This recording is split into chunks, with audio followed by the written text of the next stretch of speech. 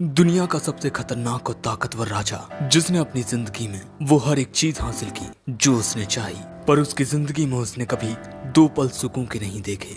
इसीलिए ईश्वर ने उसे एक और मौका दिया और दूसरी दुनिया में रीइंकार्नेट किया, जहां मैजिक भी एग्जिस्ट करता है। तो क्या दुनिया का सबसे खतरनाक राजा अपनी नई जिंदगी में सुकून के दो पल हासिल कर पाएगा?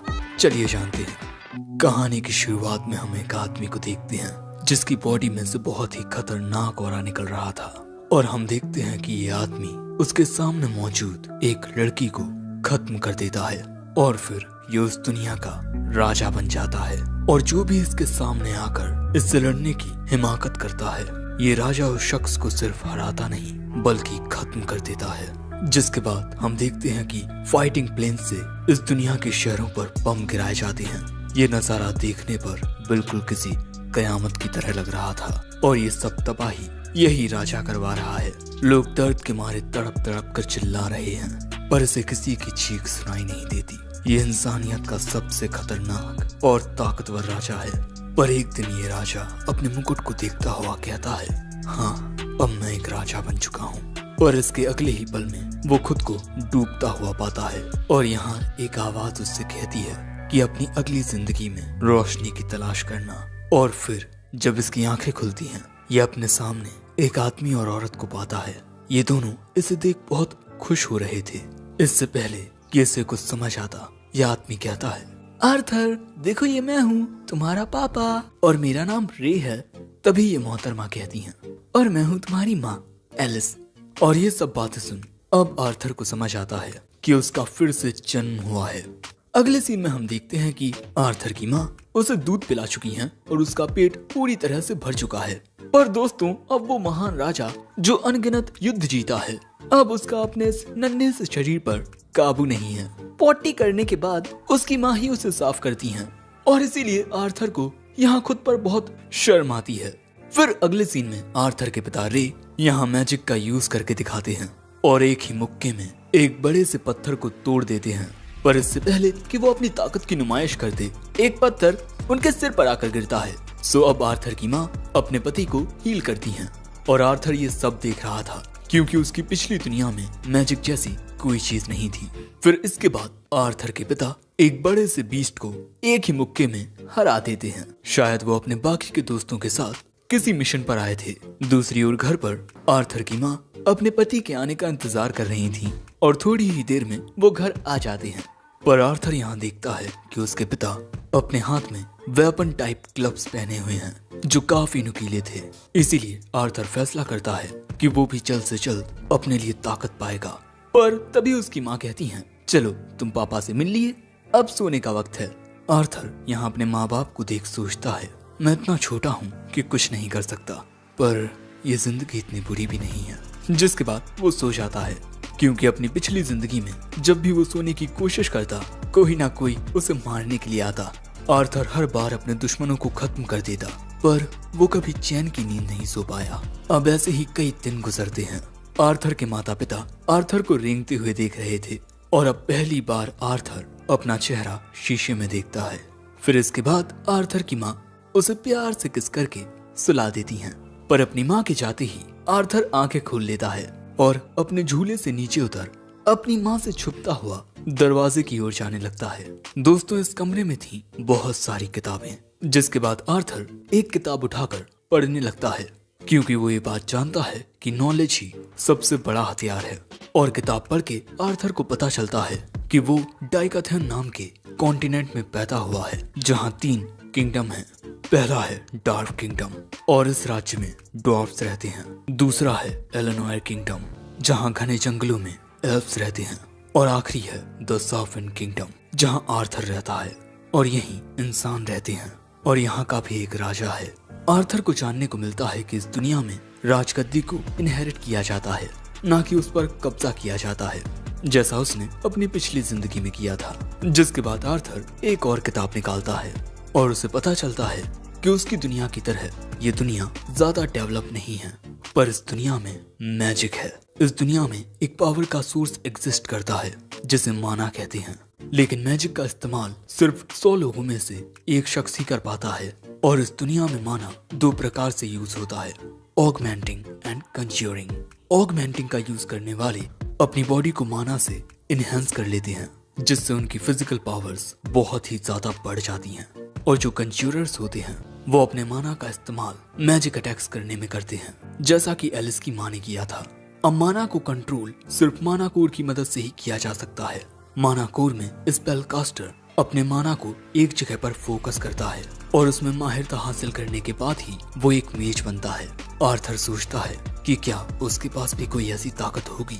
अपनी पिछली जिंदगी में वो की का यूज करता था, ये एक इंटरनल पावर होती है। आर्थर सोचता है कि क्या उसकी पिछली जिंदगी की नॉलेज उसकी इस जिंदगी में कुछ काम आएगी। जिसके बाद हम देखते हैं कि आर्थर प्रैक्टिस करने लगता है, पर इससे पहले कि वो अपनी ताकत के बारे में कुछ समझ पाता, उसकी माँ उसे उठाकर कहती है, तुम यहाँ क्या कर रहे हो आर्थर? क्या तुमने पॉटी कर ली है? आर्थर मन में कहता है, सॉरी टू से, बट मैंने ऐसा कुछ नहीं किया। पर दोस्तों असल में आर्थर पॉटी कर चुका था और उसे ये बात पता भी नहीं चली। जिसके बाद उसकी माँ उसे इस लाइब्रेरी में से ले जाती हैं और ऐसे ही 2 साल गुजर जाते हैं। आर्थर की माँ आर्थर के बारे में ही लिख रही थी कि आर्थर बहुत ज्यादा प्यारा है और उसे नई चीजें सीखना बहुत ज्यादा पसंद है, पर आज तक हमने उसे मुस्कुराते हुए नहीं देखा। जिसके बाद हम आर्थर को उसके पिता के साथ देखते हैं। आर्थर तलवारबाजी की प्रैक्टिस कर रहा था और तभी एलिस आकर रे को गुस्से में घूरने लगती है। तुम मेरे प्यारे आर्थर को ये क्या सिखा रहे हो? हाँ, उसे अभी ढंग से चलना तक नहीं आता। और अपनी 2 साल की जिंदगी में आर्थर एक बात समझ चुका है कि इस दुनिया में औरतों की चलती है, क्योंकि उसकी माँ के आगे उसके पिता की जरा भी नहीं चलती। जिसके बाद आर्थर की माँ उसे लेकर टाउन में आती है। आर्थर आसपास की चीजों को देख इस दुनिया के बारे में और भी समझ रहा था। इस दुनिया में ऐसे कई सारे जादुई पत्थर होते हैं जो उसकी दुनिया में नहीं पाए जाते थे। साथ ही वो यहाँ पहली बार किसी शख्स को जादू करते हुए देखता है और फिर ऐसे ही शाम हो जाती है और हम देखते हैं कि आर्थर सो चुका है। जिसके बाद आर्थर हमें बताता है कि उसके माता पिता उसका बहुत ही ज्यादा ख्याल रखते हैं और उससे बहुत ज्यादा प्यार भी करते हैं। पर दोस्तों पिछली जिंदगी में आर्थर एक अनाथ था और इस दुनिया में उसे माता पिता का जो प्यार मिल रहा है वो आर्थर के लिए बहुत सुकूनदायक है। जिसके बाद आर्थर की माँ हमें बताती है कि जब आर्थर चुपके से लाइब्रेरी में गया था बुक पढ़ने के लिए, तब ये देख उन्हें बहुत खुशी हुई थी। साथ ही जिस तरह वो बाजार में हर एक चीज को देख रहा था वो भी बहुत प्यारा था और शायद उसमें ये सारी चीजें उसके पिता से आई हैं और एक दिन शायद वो अपने पिता की तरह ही इस दुनिया के एक सफर पर निकल पड़ेगा। पर उसकी माँ चाहती है कि आर्थर एक सुकून भरी जिंदगी जिए। अगले सीन में आर्थर अपने पिता को मैजिक का यूज करते हुए देखता है और वो खुद को बहुत ही ज्यादा खुशकिस्मत समझता है क्योंकि उसे इस दुनिया के बारे में इतना कुछ सीखने को मिल रहा है। दोस्तों यहाँ आर्थर के पिता अपने मैजिक का यूज करके जमीन पर पड़े हुए पत्थरों को हवा में उड़ा देते हैं, लेकिन ये बहुत ही कम पत्थर थे। जिसके बाद वो आर्थर से कहते हैं, तुम्हारे पिता बहुत औसम है ना? पर आर्थर मन में कहता है, इतने से पत्थरों को तो हम हाथ से ही उठा लेते। पर तभी उसकी माँ आकर कहती है, अभी तुमने अपने पिता का जलवा देखा ही कहाँ है, देखो जरा। जिसके बाद हम देखते हैं कि रे अपने माना को रिलीज करते हुए जमीन पर लात मारते हैं जिससे जमीन हिल जाती है और ये देख आर्थर इम्प्रेस हो जाता है और अब आर्थर भी कुछ ट्राई करना चाहता था, पर उसकी माँ कहती है कि चलो अब तुम्हारे सोने का वक्त हो गया है। तभी आर्थर लाइब्रेरी की ओर अपने हाथ बढ़ाता है।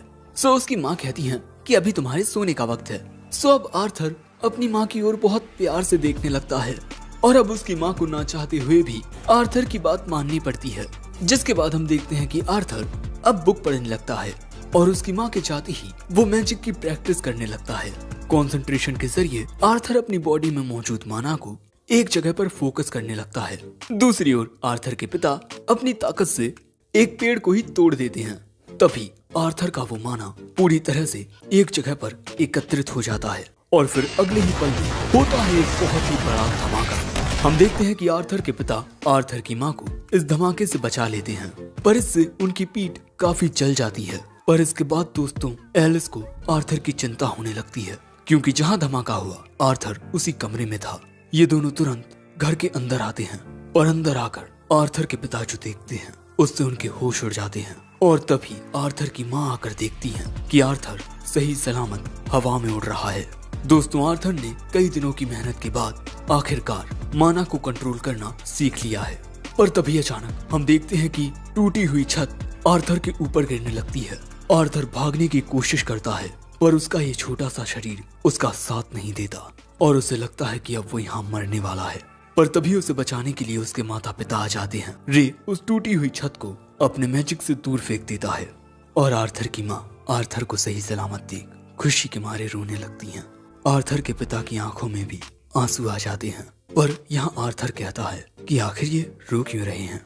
इन दोनों ने तो अपना कर्तव्य अच्छे से निभाया है, इन्हें तो खुद पर गर्व होना चाहिए। आखिर ये सब क्या है? आखिर मेरे अंदर यह अजीब सा एहसास क्या है? अपनी पिछली जिंदगी में कभी भी मैंने ऐसा कुछ महसूस नहीं किया। और इसके बाद आर्थर भी रोने लगता है इस सवाल के साथ, कोई तो मुझे बताओ कि ये अजीब सा एहसास क्या है। और फिर आखिर में हमें एक बहुत ही खतरनाक मॉन्स्टर दिखाया जाता है। एपिसोड 2 की शुरुआत में हमें आर्थर के पास्ट का एक सीन दिखाया जाता है जहां एक आदमी ने उसे नुकसान पहुंचाने की कोशिश की, इसीलिए लॉ के अनुसार उसे मौत की सजा मिलेगी। पर काउंसिल के लोग उस पर दया दिखाते हुए उसे उसके राज्य में भेजने का फैसला करते हैं। उसके राज्य के लोग ही उसका फैसला करेंगे। पर तभी वो आदमी यहाँ अपने बीबी बच्चे को देखता है और इसीलिए वो महाराज से कहता है, गुनाह मैंने किया है, इसीलिए प्लीज आप मेरे परिवार को छोड़ दीजिए और मैं कोई भी सजा भुगतने के लिए तैयार हूँ। जो सुन काउंसिल के लोग कहते हैं, तुमने महाराज के सामने बोलने की हिमाकत कैसे की?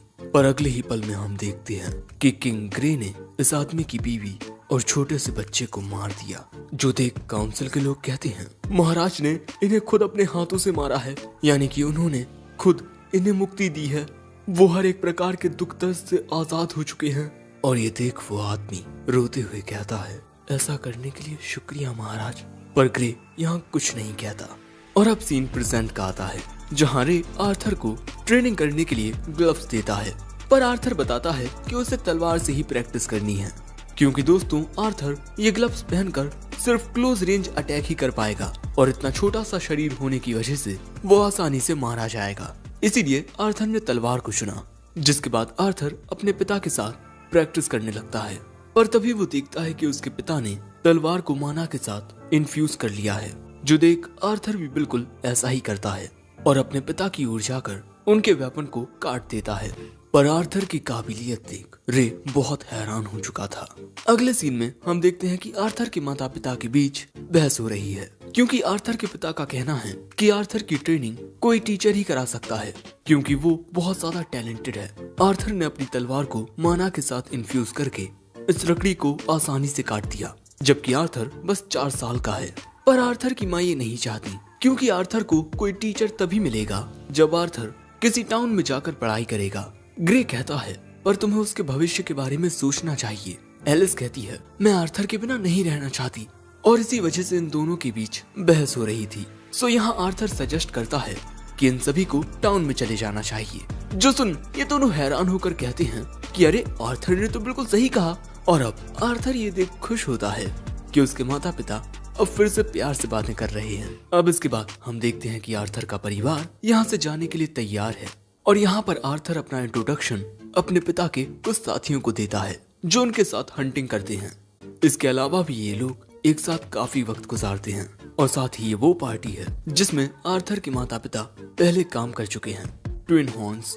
और इस पार्टी के लीडर का नाम है एडम क्रैश। तभी एंजेला रोज नाम की एक लड़की आर्थर को सीने से लगा लेती है। और इन महाशय का नाम है डर्डन वॉकर। और ये मोहतरमा है जैस्मीन फ्लेम्सवर्थ। और ये है हेलन शार्ड। जिसके बाद ये सभी अपने नए सफर पर निकल पड़ते हैं और इनका ये सफर थोड़ा लंबा होने वाला है। पर दोस्तों आर्थर की पिछली दुनिया बहुत ज्यादा एडवांस थी। घोड़ागाड़ी से जिस सफर में कई दिन लग जाते हैं, एडवांस मशीनों से वो सफर बस कुछ घंटों में हो जाता। जिसके बाद ये सभी आराम करने के लिए एक जगह पर रुकते हैं और हमें पता चलता है कि ये लोग जायरस नाम के शहर की ओर जा रहे हैं और हर एक चीज सही से हो रही है सिवाय एक के। इनका सामना यहाँ होता है कुछ मॉन्स्टर्स से। यहाँ कुछ भेड़िए आकर इनके ऊपर हमला कर देते हैं, पर जैस्मीन एक ही हमले से उन सबको जख्मी कर देती है। जिसके बाद बाकी सब अपने अपने हमलों से उन भेड़ियों को खत्म कर देते हैं। और हमें जानने को मिलता है कि एडम, हेलन और जैस्मीन ऑगमेंटर्स हैं, वहीं एंजेला और डर्डन कंज्यूरर्स हैं।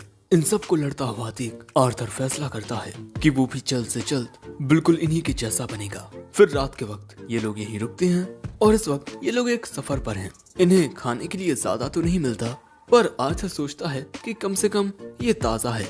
आर्थर की माँ बस थोड़ा सा खाना खाकर कहती हैं कि उनका पेट भर चुका है। तभी ग्रे नोटिस करता है कि वो थोड़ा सा इंजर्ड हो गया है। सो दोस्तों, एलिस के रे को हील करने से पहले हम देखते हैं कि बाकी सब चारों ओर ये देखने लगते हैं कि कोई यहाँ पर इन्हें देख तो नहीं रहा, क्योंकि एलिस एक स्पेशल टाइप मेज है विद हीलिंग पावर्स, जिसे एमिटर कहा जाता है। और अगर किसी को एलिस की काबिलियत के बारे में पता चल गया तब वो खतरे में आ सकती है। एलिस और रे के गांव में रहने की एक वजह तो यही थी कि वहाँ उन पर कोई ज्यादा ध्यान नहीं देता। अब रे के हील होने के बाद एडम कहता है कि रे, क्या मैं आर्थर के साथ थोड़ी एक्सरसाइज कर सकता हूँ? जिसके बाद हम देखते हैं कि इन दोनों के बीच मुकाबला होने वाला है और सभी लोग ये देखने के लिए बहुत ज्यादा एक्साइटेड थे। जो देख आर्थर सोचता है कि इन सबको याद तो है ना कि मैं बस 4 साल का हूँ। पर तभी एडम अपने भाले को माना के साथ रीइंफोर्स कर लेता है। जो देख आर्थर समझ जाता है कि इनकी लड़ाई मजाक नहीं होने वाली, इसीलिए वो भी अपनी तलवार को और साथ ही अपने पैरों को भी माना के साथ रीइंफोर्स कर लेता है और फिर तेजी से एडम की ओर बढ़कर अचानक ही उसके सामने से गायब होकर उसके पीछे आ जाता है। लेकिन उसका जरा सा पैर फिसल जाता है, इसीलिए वो सही मौके पर अपना हमला नहीं कर पाता। फिर ये दोनों एक दूसरे पर हमले करते हैं, पर एक दूसरे की ताकत से दोनों ही दूर फेंक जाते हैं। पर भैया आर्थर तो गिरने वाला था, सो एंजेला उसे अपने मैजिक से गिरने से रोक लेती है। जिसके बाद बाकी सब एडम पर गुस्सा करने लगते हैं कि वो एक बच्चे के खिलाफ इतनी ताकत यूज कैसे कर सकता है। सो एडम कहता है कि आर्थर किसी छोटे मॉन्स्टर से कम नहीं है। और तभी अचानक आर्थर देखता है कि जैस्मीन उसे ही घूरे जा रही है। आर्थर देखकर ही समझ जाता है कि इस तरह से कोई आपको तभी घूरता है जब वो आपसे कुछ जानना चाहता हो। पर इसके बाद इनका ये सफर ऐसे ही जारी रहता है। एडम आर्थर को कुछ टेक्निक्स बताता है और हेलन उसे धनुष चलाना सिखाती है। आर्थर अपने पिता के साथ एक्सरसाइज भी करता है। जिसके बाद वो जैस्मीन को अपनी तेज रफ्तार भी दिखाता है। और जब वो रात में बुक रीडिंग करता है तब भी जैस्मीन उसे ही देखे जा रही थी और साथ ही जैस्मीन आर्थर को अपने हिस्से का खाना भी देती है। फिर अगले दिन जैस्मीन आर्थर को एक तोहफा देती है क्योंकि आज उसका बर्थडे है। ये तोहफा एक खंजर था। फिर जैस्मीन उसे बताने लगती है कि इसका इस्तेमाल अच्छे से कैसे करते हैं। ये तीनों देखती हैं कि जैस्मीन पहली बार किसी को कुछ सिखा रही है। जिसके बाद वक्त आता है इनके आगे बढ़ने का। पर तभी आर्थर देखता है कि उसकी माँ शायद से थोड़ा अजीब महसूस कर रही हैं, पर इस बारे में वो किसी से कुछ नहीं कहती। जिसके बाद ये सभी एक पहाड़ी रास्ते से आगे बढ़ रहे होते हैं, पर अचानक ही बैंडिट्स इन पर हमला कर देते हैं, इसीलिए इन्हें रुकना पड़ता है। और दोस्तों, यहाँ पर बहुत सारे बैंडिट्स थे। इन सबको चारों ओर से घेर लिया गया है। तभी बैंडिट्स का लीडर आदेश देता है कि औरतों और बच्चों को मत मारना, इन्हें हम अच्छे दाम पर बेच देंगे। जिसके बाद सभी बैंडिट्स एक साथ इनके ऊपर हमला करने के लिए टूट पड़ते हैं। ये सब भी बैंडिट्स से लड़ना शुरू कर देते हैं। एडम और जैस्मीन तेजी से इन बैंडिट्स को खत्म कर रहे थे। बाकी सब भी एक दूसरे का अच्छे से साथ दे रहे थे। पर यहाँ पर बहुत सारे बैंडिट्स थे और ये लोग इनसे लड़ते हुए अब थकने लगे हैं। आर्थर के पिता भी बहुत ज्यादा जख्मी हो चुके हैं, इसीलिए आर्थर की माँ अपने पति को हील करने के लिए बाहर निकल आती हैं। पर रे कहता है ऐसा मत करना, अगर उन्हें तुम्हारी ताकत का पता चल गया तब दिक्कत और भी ज्यादा बढ़ जाएगी। आर्थर, अपनी माँ को लेकर यहाँ से भागो। आर्थर कहता है मुझ में भी इनसे लड़ने की ताकत है। सो आर्थर के पिता कहते हैं उस ताकत का इस्तेमाल अपनी माँ की हिफाजत करने में करो, क्योंकि इस वक्त उसके पेट में एक बच्चा है। और अब आर्थर को समझ आता है कि आखिर क्यों उसकी माँ को थोड़ा अजीब महसूस हो रहा था। और अब रे कहता है मैं तुम पर भरोसा कर रहा हूँ मेरे छोटे हीरो। और अब आर्थर अपनी माँ को लेकर यहाँ से भागने लगता है। और इससे पहले कि बैंडिट्स का लीडर उनके पीछे जाता, रे उस पर हमला बोल देता है। आर्थर और एलिस के सामने आने वाले सभी बैंडिट्स को बाकी सब खत्म कर दे जाते हैं। भागते हुए आर्थर हमसे कहता है दूसरों से इतना कुछ छीनने के बाद मैं भाग रहा हूँ ताकि मैं कुछ खो ना दूं, पर शायद यही कर्मा है। ये दोनों भागते हुए काफी दूर आ जाते हैं, पर यहाँ कोई तो था जो इन पर नजर रखे हुए था। ये भी एक डाकू है जो कि एक कंज्यूरर है।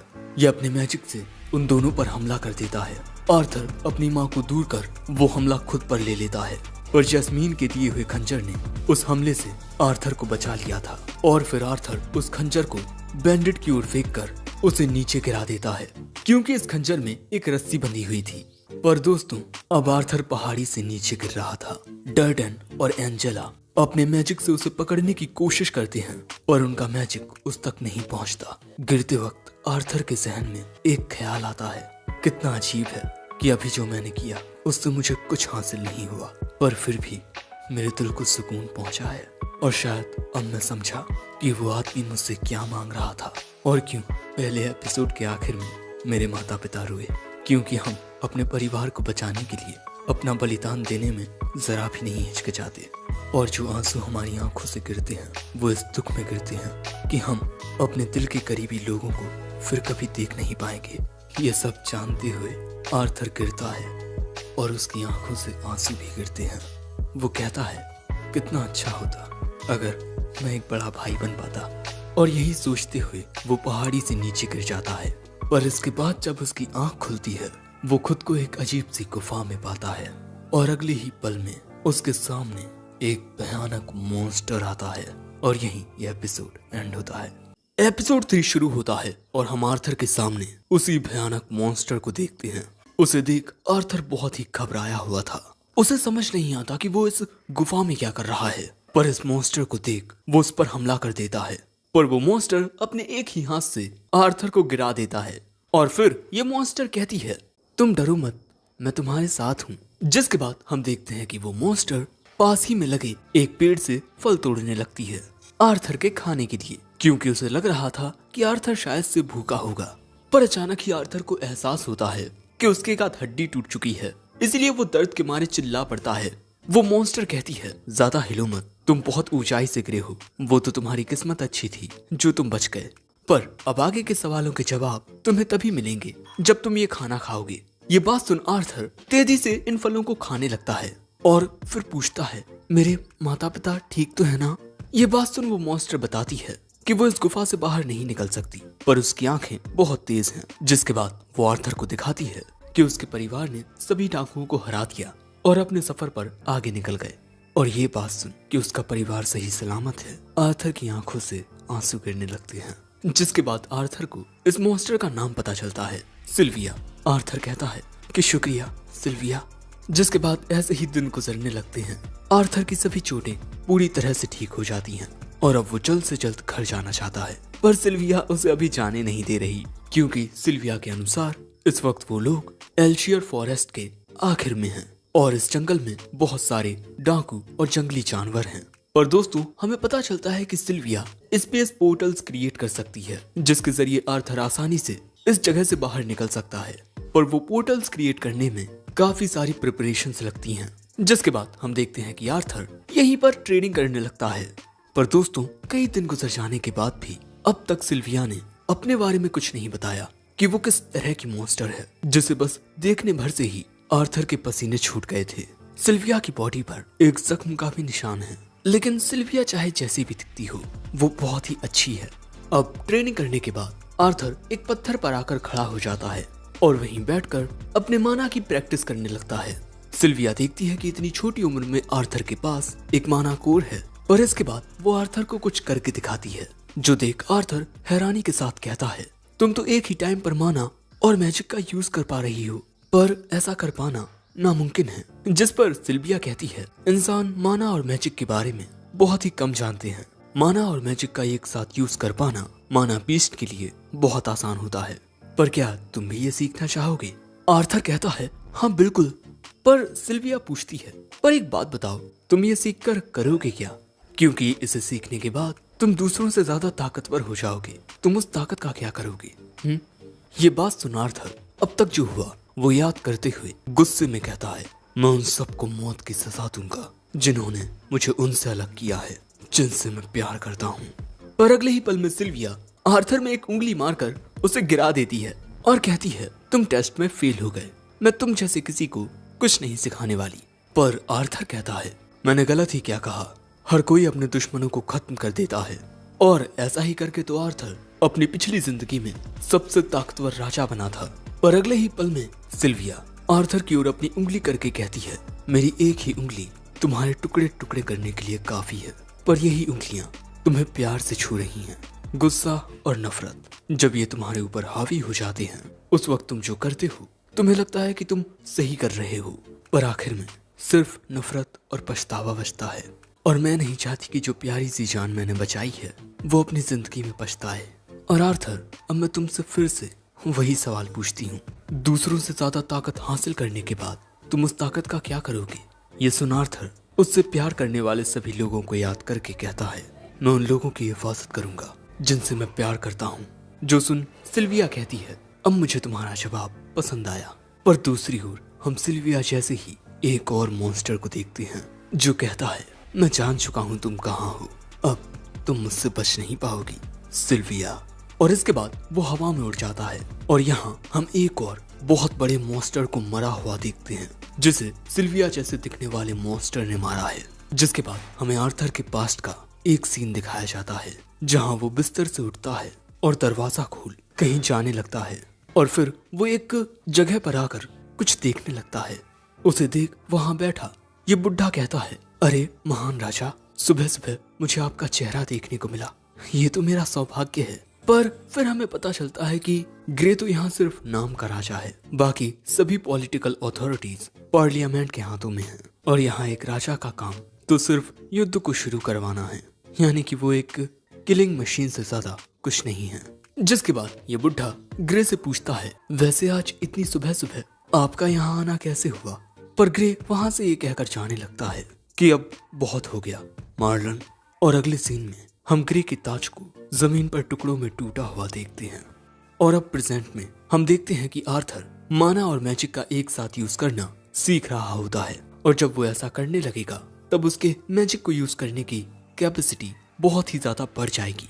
पर इसमें उसे काफी दिक्कत हो रही है। जिसके बाद फिर से हमें उसका पास्ट दिखाया जाता है जहाँ पर वो एक बहुत ही बड़े ऑर्क मॉन्स्टर से लड़ रहा था और एक ही बार में ग्रे उस मॉन्स्टर के 2 टुकड़े कर देता है और इस वक्त ग्रे की बॉडी से जो पावर निकल रही है वो की है। और अब प्रेजेंट में हम देखते हैं कि आर्थर माना और मैजिक को एक साथ इकट्ठा करना सीख चुका होता है और अब उसकी बॉडी ग्लो करने लगी है। जिसके बाद आर्थर एक लकड़ी को माना प्लस मैजिक के साथ इन्फ्यूज कर देता है, जो देख सिल्विया कहती है, बहुत अच्छे। पर अगले ही पल में वो आर्थर में मारकर उसे पत्थरों के पीछे फेंक देती है। पर आर्थर को कुछ नहीं होता क्योंकि सिल्विया ने उसकी बॉडी पर एक बैरियर लगा दिया है। और दोस्तों, सिल्विया ने ऐसा इसीलिए किया क्योंकि यहाँ पर वही दूसरा उसी के जैसा दिखने वाला मॉन्स्टर आ चुका है और यहाँ ये सिल्विया के खून की गंध सूंघते हुए आया है जो जख्म से निकल रहा है जो इसी मॉन्स्टर ने दिया था। अब वो मॉन्स्टर कहता है, अब तुम्हें मेरी बात मानकर मेरे साथ चलना चाहिए। पर सिल्विया साफ इनकार कर देती है, इसीलिए ये मॉन्स्टर सिल्विया के ऊपर हमला कर देता है। सिल्विया उस हमले को रोक तो लेती है पर कमजोर होने की वजह से वहीं गिर पड़ती है। पर अगले ही पल में हम देखते हैं कि सिल्विया की बॉडी में क्रैक्स आने लगते हैं। आर्थर ये सब देख रहा था और अगले ही पल में हम देखते हैं कि सिल्विया की बॉडी पूरी तरह से बदल चुकी है, जो देख वो मॉन्स्टर भी हैरान हो चुका था। और अगले ही पल में सिल्विया उस मॉन्स्टर की ओर हमला कर देती है। इस हमले को रोकते हुए वो मॉन्स्टर कहता है, तुम जानती हो ना तुम क्या कर रही हो? सिल्विया कहती है, हाँ मैं जानती हूँ। और दोस्तों, सिल्विया का ये अटैक उस मॉन्स्टर की शील्ड को तोड़कर उसे जख्मी कर देता है। लेकिन इस बात से गुस्सा होकर वो मॉन्स्टर सिल्विया के ऊपर बहुत सारे डार्क अटैक करता है। इन हमलों से ये गुफा भी टूटने लगती है और इसीलिए सिल्विया को आर्थर की चिंता होती है। पर उसका ध्यान भटकने की वजह से वो मॉन्स्टर सिल्विया की ओर एक बहुत ही पावरफुल अटैक करता है। पर सिल्विया यहाँ वक्त को ही थाम देती है। सब कुछ रुक चुका है सिर्फ सिल्विया और आर्थर को छोड़। जिसके बाद आर्थर सिल्विया के पास आता है। सिल्विया पूछती है, क्या मैं मेरे नाम की तरह दिख रही हूँ? आर्थर कहता है, हाँ वैसे तुम एक ड्रैगन हो। सिल्विया कहती है, हाँ इंसान हमें यही बुलाते हैं। जिसके बाद वो एक पोर्टल क्रिएट कर देती है, लेकिन ये पोर्टल ज्यादा दूर तक का नहीं है। आर्थर इससे थोड़ा दूर ही जा पाएगा। पर तुम्हारे जाने से पहले मैं तुमसे एक बार फिर ये सवाल पूछना चाहती हूँ, तुम अपनी ताकत का इस्तेमाल किस लिए करोगे?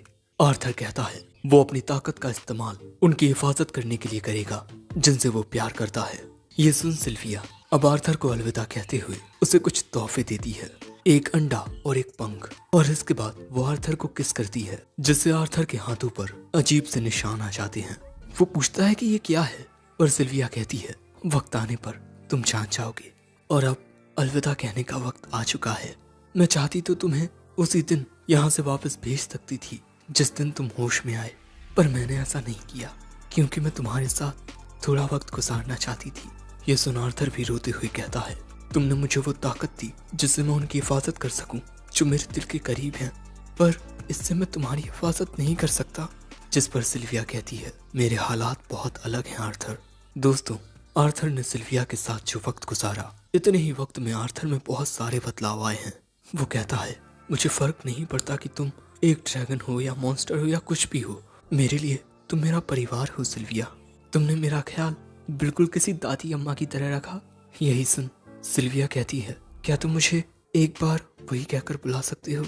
आर्थर कहता है, दादी अम्मा।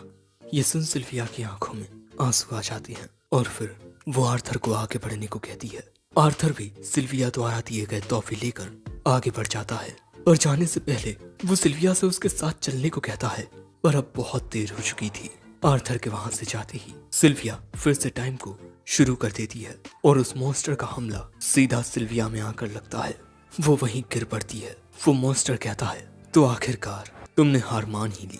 और अगले ही पल में सिल्विया उस मॉन्स्टर के ऊपर अपनी पूरी ताकत से हमला करती है, जिससे एक बहुत बड़ा धमाका होता है और शायद वो मॉन्स्टर यहाँ खत्म हो जाता है।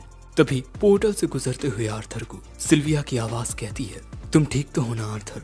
वो कहता है, हाँ मैं ठीक हूँ, पर बहुत ज्यादा दुखी हूँ। सिल्विया की आवाज कहती है, ये दुनिया दुख और दर्द से भरी हुई है, इसीलिए तुम्हें उस दुख को खुशी में बदलना चाहिए। और भले ही तुम ऐसा अभी ना कर पाओ, पर धीरे धीरे खुद को बेहतर बनाते हुए तुम एक दिन ये कर पाओगे।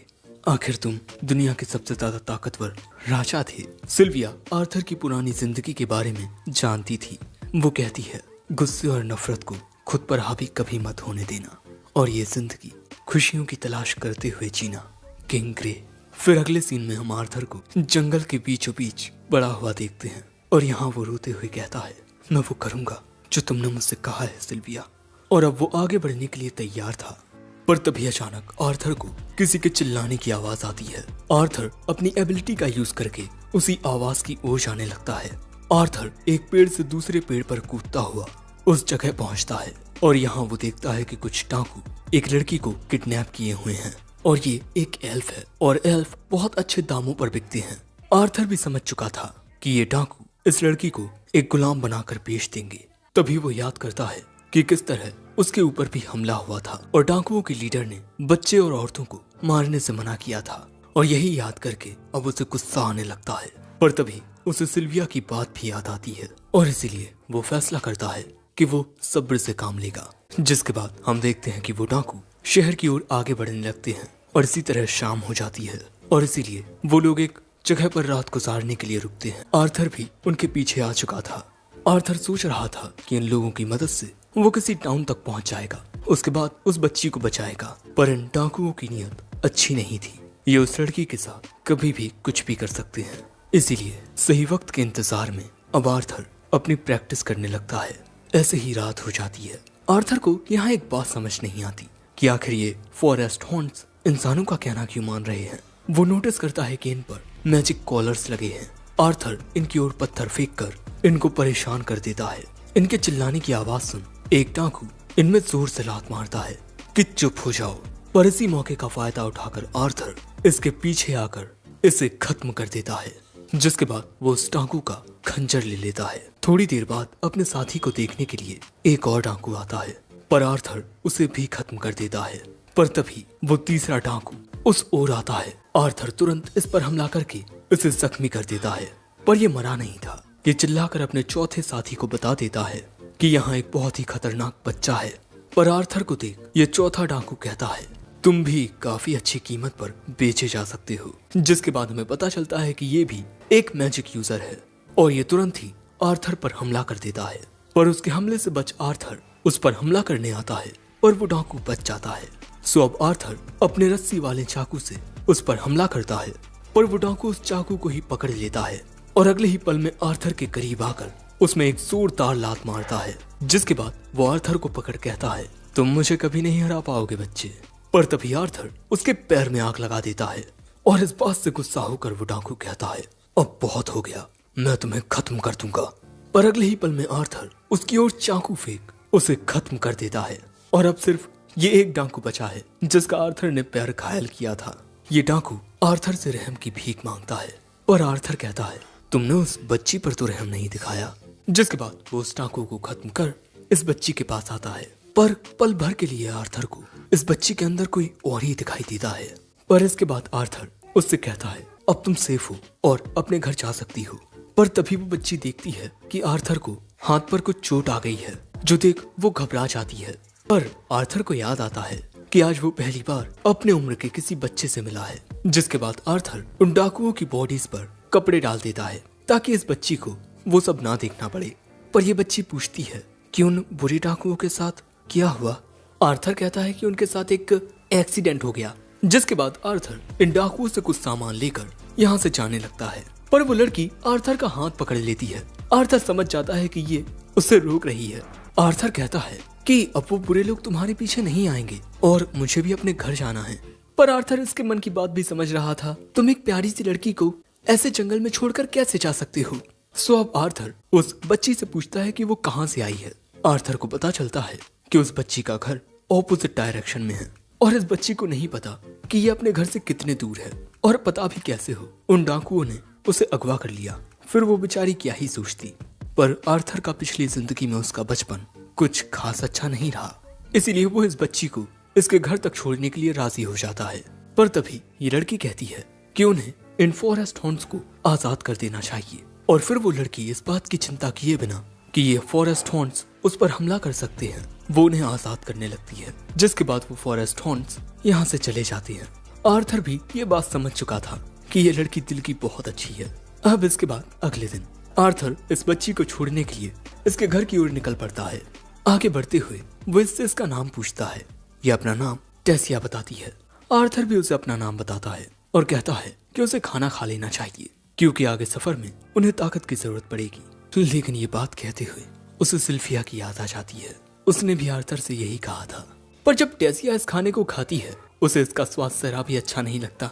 पर दोस्तों, आर्थर की पिछली जिंदगी में उसके लिए खाने का स्वाद कभी मायने नहीं रखा। उसे बस खाने से ताकत मिले यही काफी था। पर तभी टेसिया पूछती है, आर्थर तुम फॉरेस्ट ऑफ एल्शियर में क्या कर रहे हो। आर्थर बताता है कि वो अपने परिवार से अलग हो गया था। वैसे तुम्हारे गांव का नाम क्या है। वो बताती है एलेनोर। टेसिया के माता पिता हमेशा अपने काम में बिजी रहते हैं, इसीलिए अपना ज्यादातर वक्त टेसिया अपने दादा और केयरटेकर्स के साथ बिताती है। ऐसे ही काफी वक्त गुजर जाता है और अभी तक आर्थर टेसिया के गांव तक नहीं पहुंचा। जिसके बाद आर्थर देखता है कि टेसिया के आसपास कुछ चमकीली चीजें उड़ रही हैं। टेसिया बताती है कि अपने गांव में इनका इस्तेमाल लोग रास्ते पता करने में करते हैं। जिसके बाद टेसिया इस चमकीले जुगनू को आर्थर के कान पर लगा देती है, पर थोड़ी ही देर में वो जुगनू उड़ जाता है। फिर आगे बढ़ते हुए टेसिया बताती है कि उसकी बॉडी में माना अवेकन होने के बाद वो अपने मास्टर के यहाँ जाकर ट्रेनिंग करेगी। आर्थर पूछता है, मास्टर क्यों, तुम्हारे गांव में कोई स्कूल नहीं है। टेसिया पूछती है कि स्कूल क्या होता है। पर तभी आर्थर नोटिस करता है कि इनके पीछे एक फॉरेस्ट हॉर्न होता है। रात के वक्त कैंप लगाकर आर्थर यही सोचता है कि ये तो उन्हीं फॉरेस्ट हॉर्न्स में से एक है जो डाकुओं के पास थे। मुझे इसे मार देना चाहिए था। जिसके बाद वो टेसिया को टेंट के अंदर जाकर आराम करने को कहता है और खुद बाहर खड़ा होकर सिल्विया के द्वारा दिए गए तोहफे को देखते हुए सोचता है कि आखिर ये है क्या। पर तभी टेसिया कहती है, तुम भी टेंट में आकर सो जाओ। वैसे तो मेरे दद्दू ने मुझे लड़कों के साथ सोने से मना किया है, पर मैं ये बात एक सीक्रेट रखूंगी। सो आर्थर कहता है कि उसे नहीं सोना। वो ठीक है। सो सिल्विया कहती है कि अगर वो इस तरह बाहर रहा तो जंगली जानवर उस पर हमला कर सकते हैं, इसीलिए तुम्हें भी टेंट के अंदर आ जाना चाहिए। आर्थर समझ जाता है कि टेसिया को डर लग रहा है, इसीलिए वो भी टेंट के अंदर आ जाता है। और टेसिया कहती है, देखो मुझे डर नहीं लग रहा, पर मैं तुम्हें बता दूं कि तुम मुझे बताए बिना यहाँ से बाहर नहीं निकलोगे। आर्थर कहता है, ठीक है। पर इसके बाद टेसिया कहती है, वैसे मैंने सुना है कि जो इंसानी मर्द होते हैं वो बहुत ठरकी होते हैं और उनकी कई बीवियां होती हैं। सो आर्थर कहता है कि सिर्फ एरिस्टोक्रेट्स की ही मल्टीपल वाइफ्स होती हैं। बाकी दोस्तों, टेसिया को तो ठरकी का मतलब भी नहीं पता। वो तो इसके दद्दू इसे ऐसी बातें बताते रहते हैं। जिसके बाद वो सो जाती है। वहीं आर्थर को टेसिया बिल्कुल किसी छोटी बहन की तरह लगती है। जिसके बाद अगले दिन ये लोग देर तक सोते हैं और फिर अपने सफर पर आगे बढ़ जाते हैं। और दोस्तों, अब टेसिया आर्थर के पास बहुत कंफर्टेबल हो चुकी है। आगे बढ़ते हुए हम देखते हैं कि टेसिया को एक नदी पार करने में दिक्कत हो रही थी। वहीं आर्थर जल्द से जल्द अपने परिवार के पास पहुंचना चाहता है, इसीलिए वो टेसिया को उठाकर नदी पार करवाता है, लेकिन फिर अचानक ही आर्थर के मानाकोर में बहुत ज्यादा दर्द होने लगता है। इसीलिए आर्थर का इलाज करने के लिए टेसिया कुछ औषधियां ढूंढने के लिए चली जाती है। आर्थर एक पेड़ से टिककर वहीं बैठ जाता है।